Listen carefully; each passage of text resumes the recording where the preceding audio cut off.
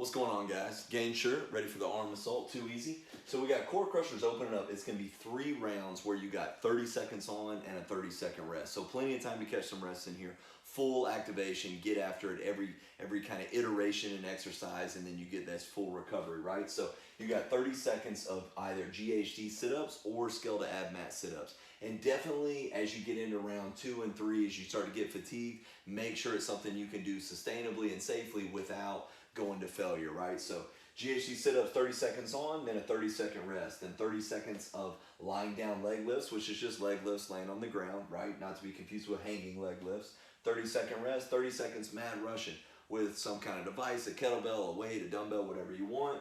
30-second rest, and then 30 seconds of plank to shoulder taps, right? So you set up, come from side to side, side to side, 30-second rest, and then legs up, crunches at that point. And so when we keep these legs up, really just think less about total movement and mostly about how hard I can flex into that. Too easy. Glute gains, coming in hot, right? 4 rounds of 20 B stance. And what's a B stance means? It means like a normal hip thrust. If this is where your feet are normally at, you're offsetting one and focusing more on that side, right? So offset one foot, and then you'll do 10, and then offset the other foot, 10 like that. Helps focus a single side of your glute and hamstring more than doing them both at the same time. But don't worry, we're gonna work them both together as well. So after your 10 and 10, then you're gonna do 10 goblet squats, holding it here, and as you come up, squeeze real straight, real tight in your glutes, and then work your way back down at that point.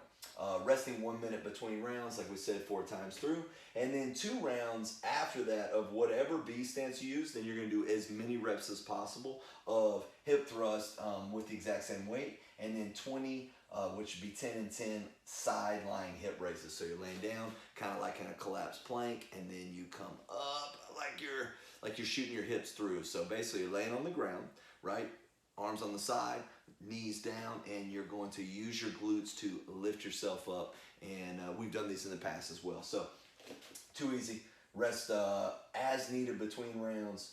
Extend through your hips the whole time on whether you're doing the lying hip raises, the hip thrust, the B stance, and especially on the goblet squats. The main focus, as you're going to see in Coach's notes on the arm assault, is make sure you're actually using your glutes. So when you're laying on the ground doing these side lying hip raises, don't just think lift up, because you'll probably use a little more shoulder than you would your glutes, right? So set your shoulder position. Think, I'm gonna lift up, come through, rotate back down. I know it looks funny to me standing here like that. Too easy. All right, on to arm assault.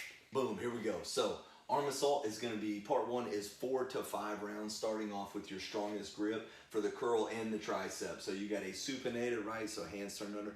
In fact, neutral might be your strongest, but regardless, if you're working specifically your biceps, this is going to be stronger than this pronated grip. So we got the supinated grip coming straight up with that.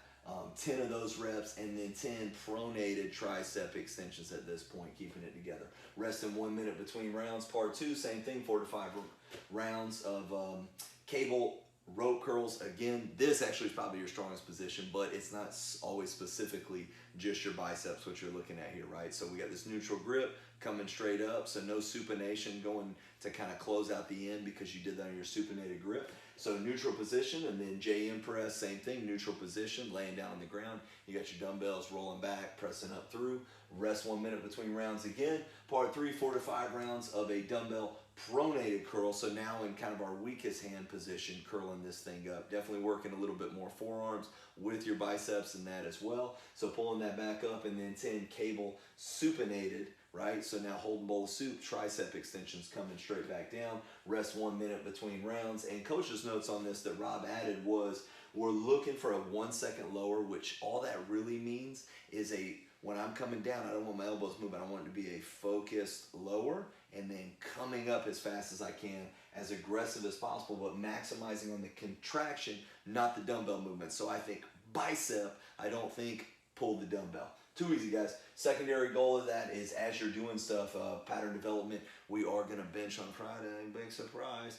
You're trying to still match some of what Friday's movement looks like as far as overall tempo and speed, which means control lower, as aggressive as possible. Hoo-yah, never quit.